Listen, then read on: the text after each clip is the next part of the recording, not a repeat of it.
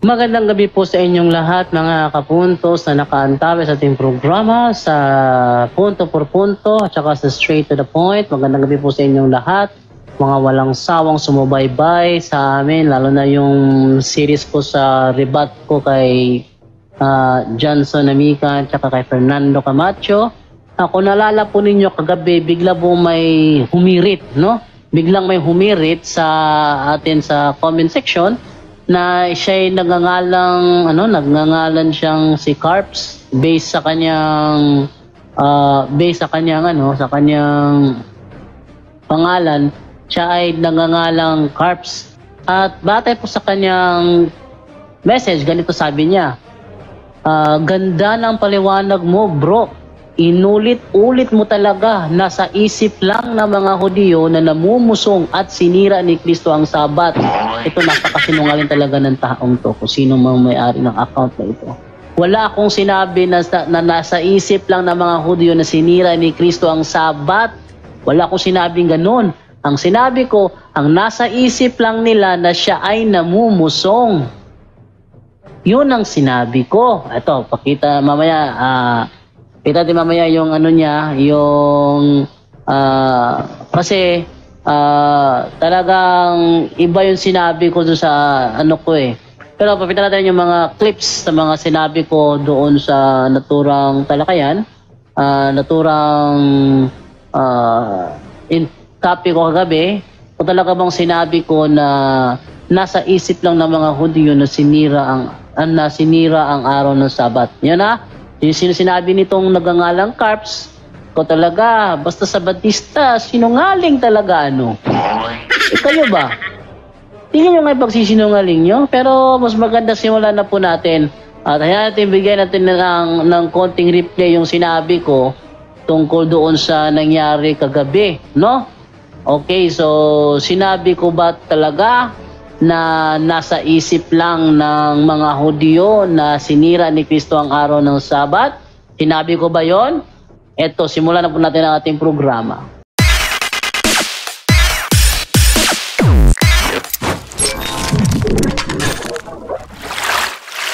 Batay sa kanyang chat, balikan natin, sabi niya, ganda ng paliwanag mo bro, inulit-ulit mo talaga na nasa isip lang ng mga Hudyo na namumusong at sinira ni Kristo ang Sabat. No? Sabi niya, at nasa isip lang daw ng mga Hudyo. Nasa isip lang daw ng mga Hudyo na sinira ni Kristo ang araw ng Sabat. Yan ba ang sinabi ko? Ulitin nga natin yung video. Pag sinabi ni Juan na nilabag ni Kristo ang araw ng Sabat, totoo ba yung sinabi niya? Totoo yun. Totoo yun. Totoo yun. O ayan, maliwanag yung sinabi ko. Totoo yun. Tapos itong si Carps magsisinungaling. Ito, alipuris to ng SDA eh. No? Wala akong sinabi sa isip lang ng mga Hudyo na sinira niya ang Sabat. Hindi sa isip yung talagang sinira niya, nang inutusan niya yung tao na bitbitin mo yung higaan mo, bawal yun sa kanila. At ang kanilang kultura nga is kung sino yung nag-utos, sa kanya mapupunta yung blame. O asan mo sinabi ko doon sa isip lang ng mga Hudyo? Kung talaga, nagsisinungaling ka talaga ha, kung sino ka mang Carps ka, napakasinungaling mo. Kung hindi ko sinabi, wag mo ibabato sa akin na ulit-ulit ko raw na nasa isip lang ng Hudyo na sinira niya ang araw ng Sabat. Sinabi ko ba yun? O, tuloy natin yung video. Yun. Di ba, may ginamit ka pang Book of Mishnah? Ano nga yung sinasabi sa Book of Mishnah? Pwede kang magbitbit ng higaan kung may nakahiga. Di ba? Kung may nakahiga. Pero kung walang nakahiga, bawal yun. Yan, tanong. Hindi ba yan ang kultura ng mga Hudyo, bawal talaga magbitbit doon ng higaan ng walang nakahiga? Yung ginawa nung pinagaling ni Kristo, di ba yun ang ginawa? Na-caught in the act siya ng mga Pariseo. Yan, tanong. Pinarusahan ba? Na-caught in the act siya. Ano nga parusa kapag na-caught in the act? Babatuhin. Babatuhin, oh. Yung babae na yung babae na dinala kay Kristo. Nasa kautusan ni Moises kapag nahuli, sabi na caught in the act, na nangangalo niya ay papatayin sa pagbabato. Ano sinabi ni Kristo? Kung sino man sa inyo ang hindi pa nakagawa na kasalanan, siya ang unang bumato. Sabihin, sino ka ba para humatol? O yun. Kung sino man sa inyo ang hindi pa nakagawa na kasalanan, siya ang unang bumato. Bakit? Tingin naman talaga ang kanilang batas eh. Kapag na-caught in the act ka, babatuin ka. Eh yung lalaki na caught in the act mga Parisiyo, binato ba? Hindi siya binato. Kasi nagdahilan siya. Ang dahilan niya, inutusan lang ako. Nung nalaman na nila kung sino nag-utos, siya yung pinuntahan. Oh, nung pinuntahan siya, sinabi naman niya, ako at ang ama ay gumagawa hanggang ngayong araw na ito.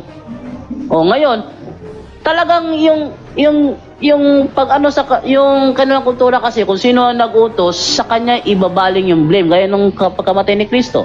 Ang bumugbog, Romano. Ang nagpako, Romano. Ang pumatay, Romano. Pero sabi ng mga Hudyo, kami at ang aming mga anak ang siyang mananagot sa kamatayan ng taong yan. Kaya ang sabi ng mga apostol, pinatay ninyo. Sinong kausap? Mga Hudyo. Hindi naman Romano kausap dun eh. Pinatay ninyo ang nagbibigay ng buhay. Oh. Yun naman sinabi, di ba? Sabi ni Apostol Pablo sa basahin natin yung yung ikalawang Tesalonica 2:14 hanggang 15. Mga kapatid, ang nangyari sa inyo ay tulad na nangyari sa mga iglesia ng Diyos sa Hudiya. Sa mga nananalig kay Kristo Jesus, inuusig kayo ng inyong mga kababayan tulad din ng mga taga-Hudiya na inuusig ng kanilang kapwa Hudyo. Ang mga Hudyong ito ang pumatay sa Panginoong Hesus.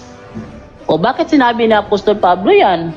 Ang pumatay naman kay Kristo yung mga Romano, nagbugbog Romano, nagpako sa krus Romano, naglatigo Romano.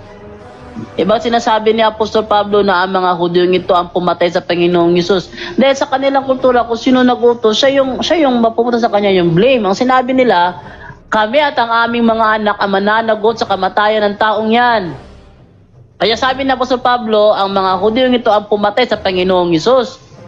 Ngayon, nung nahuli, na-caught in the act yung lalaki, bit-bit ang kanyang higaan. Binato ba? Hindi binato. Kasi ang dahilan niya, inutusan lamang ako. O ngayon, tama ba sinasabi ni Juan? Tama yun. Na yun talaga ang nangyari. O yun ang nangyari. Yung sinabi ko. Saan ba doon sinabi ko na sa isip lang ng mga Hudyo na sinira niya ang araw ng Sabat? May sinabi ba ako doon? Sabi ni Carps, ganito, ganda ng paliwanag mo bro. Inulit-ulit mo talaga na sa isip lang ng mga Hudyo na namumusong at sinira ni Kristo ang Sabat. Wala akong sinabing nasa isip lang ng mga Hudyo na sinira ni Kristo ang araw ng Sabat. Dahil sabi ko, totoo yon. Pag sinabi ni Juan na nilabag ni Kristo ang araw ng Sabat, totoo ba yung sinabi niya? Totoo yun. Totoo yun. Totoo yun. Hindi bintang yon. Ang sinabi ko, ang nasa isip lang nila na si Kristo ay namumusong. Yun ang sinabi ko. Nasa isip lang nila na si Kristo ay namumusong. Kaya, bawat sinasabi ni Kristo na ang Diyos ang kanyang Ama, sa paningin ng Hudyo, nakikipantay siya sa Diyos. Dahil sinasabi niya na ang Diyos ang kanyang Ama. Tanong, bintang ba na ang Diyos ang kanyang, na sinasabi niya na ang Diyos ang kanyang Ama? Hindi bintang yun. Talagang sinasabi niya yun. Ang paningin ng mga Hudyo kay Kristo, tao. Kaya nasa kanilang isip, siya'y namumusong. Wala ko sinabi na nasa isip lang ng mga Hudyo na sinira ang araw ng Sabat. Napakasinungaling mo talaga, Carps. Kung sino ka man na pakawala ng SDA, napakasinungaling mo. Sabi niya rito, sa isip lang ng Hudyo, ganun din ang nasa isip mo. Kampi ka sa kanila. Anong kampi sa kanila? Yun ang reality. Parang ganito lang yan. Kaya nga sinabi ko sa panghuli, kapag hindi kayo nag-react, pag sinabi ni Kibuloy na siya ang appointed son of God, maniniwala ako sa inyo. Yun ang sinabi ko, di ba? Kasi, para sa atin, si Kibuloy, tao lang. Tao lang si Kibuloy para sa atin. walang ni isa mang Kristiyano mag-iisip na si Kibuloy ay ang appointed son of God maliban sa kanyang mga tagasunod. Pero kung SDA tatanungin, sang-ayon ba sila na si Kibuloy ang appointed son of God, di sila sasang-ayon doon. Dahil sa kanilang paningin, si Kibuloy ay tao lang. Tapos appointed son of God, magre-react sila doon. Lalo na pag sinabi ni Kibuloy, ako ang may-ari ng buong mundo. Lahat ng mapupunta sa langit ay kaya dadaan sa akin. Pag sinabi ni Kibuloy yan, lalong magre-react ang SDA kasi para sa kanila yun ay pamumusong. Bakit yung iisipin na yun ay pamumusong? Dahil para sa inyo, tao lang si Kibuloy. Hindi nyo ba naisip ang sinasabi ko? O nagpapabingi-bingihan lang talaga kayo? Ano to si Carps? Yung pagkasira sa araw ng Sabat, naganap yon dahil inutusan niya ang tao na bitbitin na kanyang higaan, bawal kasi yun. O based sa mga ebidensya natin, na kung sino ang nag-utos, siya yung mananagot, o yun yung ano, yung sabi ng mga Hudyo, ipako siya sa cross, ipako siya sa cross. Kumuha ng tubig si Pilato, nagugas siya ng kamay, sabi niya, hindi ko to kagustuhan, kagustuhan yung ito. Ang sabi ng mga Hudyo na kami at ang aming mga anak ang siyang mananagot sa kamatayan ng taong yan. Kaya ang sabi ng mga apostol, ang pumatay kay Kristo ay ang mga Hudyo. Kahit na ang reality, ang pumatay kay Kristo, mga Romano. At dahil doon sa kanilang kultura, kaya ang mga Hudyo ang siyang nasisi sa pagkamatay ni Kristo. Yun nga, kahit sa ang aklat ng kasaysayan, sabi yung aklat ng kasaysayan ko dito, na, yung binasa ko dati, na ang tawag sa mga Hudyo, mamamatay Kristo. No. Bakit maraming Hudyo na pinatay si Hitler, Adolf Hitler? Yun dahil ang mga Hudyo, kinikilala silang mamamatay Kristo. O ano pa? Yun ang nila, yun ang kanilang record. Hindi talaga maiwawala yan. Though Romano ang pumatay, pero hindi kinikilala ang Romano na siyang pumatay dahil sinabi ng mga Hudyo, kami at ang aming mga anak ang siyang mananagot sa kamatayan ng taong yan. Kaya nung inutusan ni Kristo yung lalaki, bitbitin mo ang iyong higaan, uwi ka sa inyo, yung pagbitbit, based sa kanilang culture, na caught in the act yung lalaki na lumalabag sa utos. Pero hindi siya binato kahit na caught in the act siya. Dahil ang dahilan niya, inutusan lamang ako. Nakita nyo yung punto? Kasinungalingan ba yung sinabi ni Juan? Hindi kasinungalingan yun. Hindi bintang yun. Hindi bintang yun. Kasi bintang. Nung sinabi ni Kristo, ang Diyos ang aking ama, bintang ba yun? Hindi bintang yun. Sinungalingan ba yun? Hindi kasi sinungalingan yun. Totoo yun. Totoo lahat yun. Hindi nasisinungaling si Juan. At nang sinabi ni Kristo, ang Diyos ang aking ama, ako ang anak ng Diyos, ang nasa isip ng mga Hudyo, siya'y nagpapaka-Diyos. Siya'y namumusong dahil siya'y nagpapaka-Diyos. Yun ang kanilang isip. At totoo lahat, hindi bintang yun. Ano ba naman? Kung sino ka mang Carps ka, napakasinungaling mo, ba't mo ibabato sa akin ang hindi mo sinabi? Wala akong sinabing ganun. Tuloy na yung video. Kung ano yung sinabi ko, eto, tuloy na video. Pangalawa, sinabi ni Kristo, ang Diyos ang aking ama. Ang paningin ng mga Hudyo, tao lang siya. Ito, sasabihin na siya nakikipantay sa Diyos. Hindi bintang yun. Yan ang problema. Johnson Amican, Fernando Camacho, wag kasi yung mas marunong pa kayo sa binabasa nyo. Dalhin nyo yung binabasa nyo sila ang dapat nating unawain, hindi yung tayo maglalagay ng ideya doon, tapos ang mangyayari, sasabihin nyo na lang na wag paniwalaan yun nasa 1:5:18 kasi sa totoo kasalungat yun sa doktrina nyo. Yun ang realidad nun. Hindi nyo lang matanggap. No? So, yun ang ko dito. Dalawa yung kaso niya eh. Dalawang kaso sa 1:5:18. Sinira ang araw ng Sabat at sinabi niya na ang Diyos ang kanyang ama. Dalawa kaso niya doon. O ngayon, nasaan ang sinasabi mo, Carbs, na sinabi ko raw na nasa isip lang ng Hudyo na sinira niya ang araw ng Sabat? Napakasinungaling mo kasi.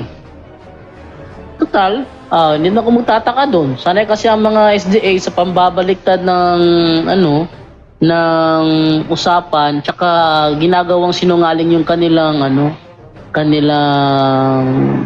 kung di nila kaya, gagawa nila ng istorya. Ayan ginawa na ko ng istorya. Sinabi ko raw na nasa isip lang ng mga Hudyo na sinira niya ang araw ng Sabat. Inutusan talaga niya yung lalaki. Kaya nga lalaki hindi binato kahit na caught in the act sa kanya napunta yung blame Pero ko talaga. Kaya sa kanya napunta ang blame, hindi binato yung lalaki. Ano yun? Bintang ba yun? Si bintang yun. So talaga, Carbs, kung sino ka man, tigil mo na yung pagsisinungaling mo. Mas magaling pa kasi kayo sa Biblia no? Mas magaling pa kasi kayo sa Biblia Ang sinabi ni Juan, wag niyong paniwalaan. Ang paniwalaan mo yung sinasabi ng mga SJ. Yun ang kanilang gustong mangyari. Ba't ako maniniwala sa inyo? Alam ni Juan ang kanyang sinusulat. At ang sinulat ni Juan na kay Kristo na ibuntong yung kaso nung lalaki bumitpit ng kanyang higaan kasi ang lalaki nagsabi, pasensya na po kayo sir, inutusan lamang ako. Yun ang naging dahilan kaya ang lalaki nakalabas sa issue. Yun ang kanyang sinagot. Ngayon, hindi naman pagbibintang yun. No, so tuloy na po tayo sa sa ating salamat po sa inyo pag sa akin. Ako naintindihan ko talaga si Juan, no? Yun ang kanilang maliban na lang kung nasisinungaling si Juan. Hindi mo ko maniniwala na nasisinungaling si Juan. At saka si Kristo is nasa ilalim sa kautusan para ilabas yung mga nasa ilalim ng kautusan. Ilabas. Hindi naman talaga yan No? So, yun ang aking masasabi doon na maliban na lang kung nasisinungaling si Juan. Hindi nasisinungaling si Juan, ako naniwala nasisinungaling si Juan. At saka kung sisinungaling si Juan, dapat binato yung lalaki. Hindi binato yung lalaki. Ang dahilan siya, inutusan lang naman ako. Kaya pa inutusan ka, ba't mo ginawa? Dapat sana ganun, di ba? Hindi naman inutulan yung lalaki. Yun ang reality doon. Kasi tayo, hindi natin kultura yan, hindi natin panahon yan. Kung ano yung kanilang kultura, ano yung kanilang panahon, ano yung kanilang unawa, doon tayo. Hindi sa, malalagay tayo ng ating sariling unawa, ay hindi tama, mali yun. Mali. No? So, yun na lamang po ang masasabi ko. Maraming salamat po sa inyo at sundan po ninyo ang another series ng ating pagkikipag-rebat sa video ng pag-aralan natin na ginawa against sa akin. Sasagutin ko po yan by series lang. Kasi kung 2 oras, masyadong mahaba. May tanungan portion kami. Yung kanila wala So, yun na lamang po. Kita-kits po tayo ulit bukas. Maraming salamat po. At tanungan portion na po tayo.